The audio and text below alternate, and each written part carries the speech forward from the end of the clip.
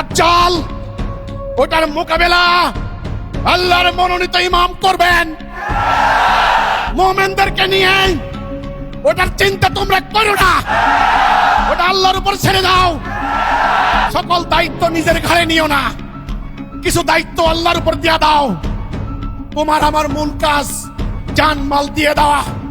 আজকে থেকে বাড়ি ঘর ক্ষেত খামার যা কিছু আছে আল্লাহর জন্য বিক্রি করে দাও।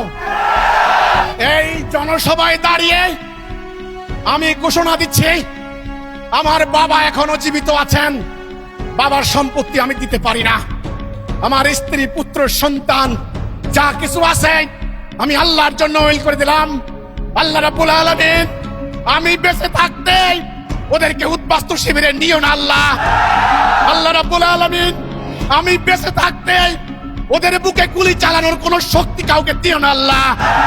আল্লাহ রাব্বুল আলামিন আমি বেঁচে থাকতে আমার এই মাটিকে ইরাক সিরিয়া আফগানিস্তান হতে দেব না ইনশাআল্লাহ।